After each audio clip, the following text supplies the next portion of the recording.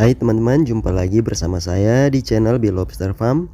Dan kali ini saya akan menjawab sebuah topik pertanyaan yang bertanya bahwa gampang atau susahkah budidaya lobster air tawar? Pertanyaan simple namun jawabannya ada di video ini. Oke, simak videonya dan dukung saya dengan cara subscribe, like, dan bagikan.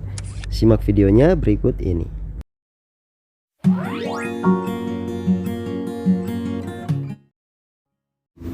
Nah teman-teman, saya agak lama tidak mengupload video dan kali ini saya akan memperlihatkan kondisi di kolam budidaya saya hari ini.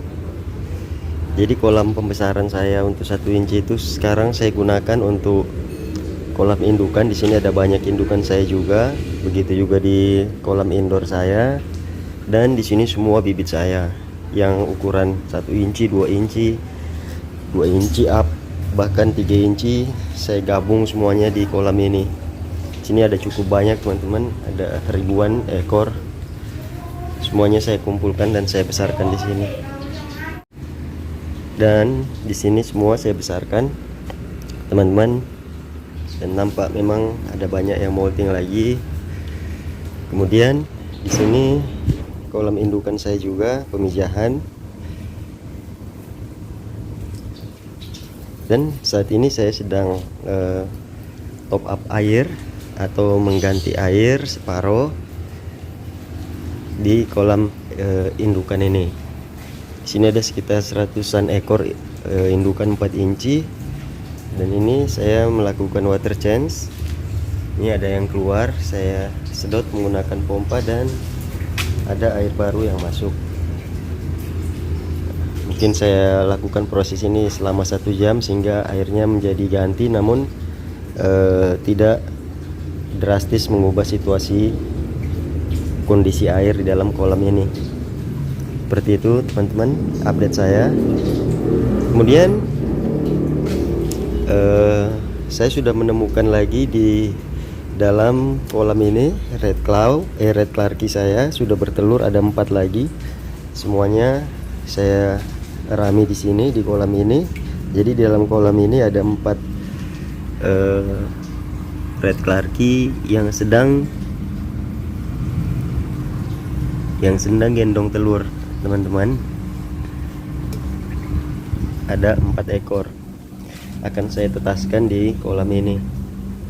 Kemudian di sini anakan red clarky yang berusia 2 minggu. Nah teman-teman bisa lihat itu anakan red clarky-nya.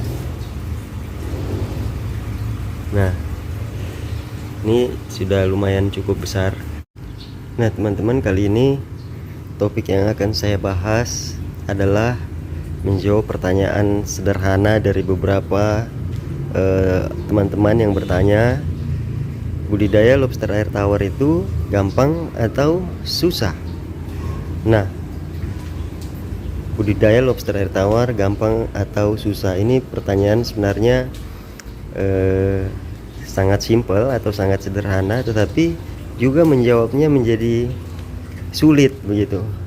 Sebab alat ukur untuk mengatakan gampang dan susah itu semuanya tidak sama atau tidak memiliki alat ukur yang sama, kecuali kita coba menjalaninya dan mengalami pengalaman, mungkin kegagalan, dan maju terus sampai budidayanya bisa berhasil dan menghasilkan.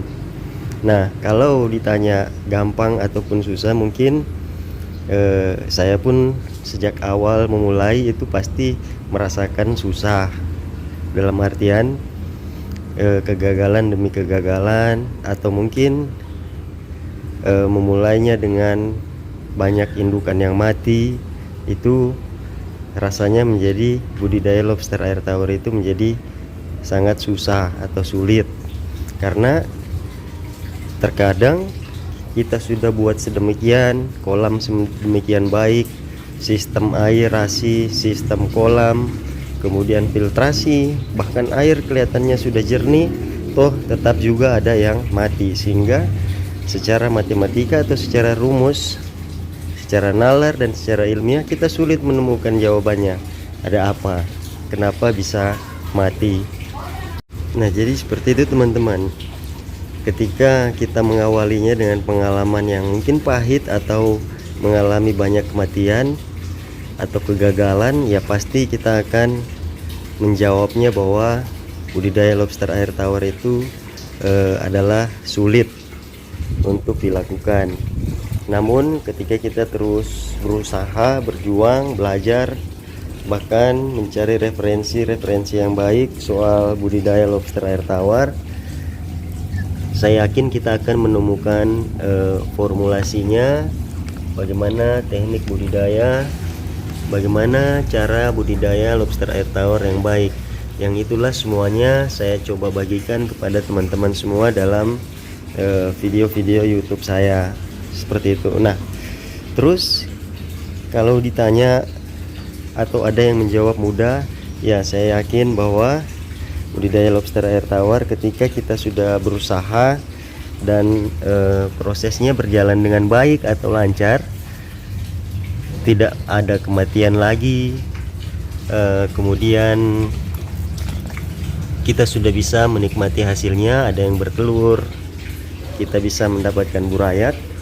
Nah, saya yakin prosesnya tentu saja akan menjadi lebih mudah, dan bahkan kita akan terheran-heran kenapa hampir tidak ada lagi yang mati.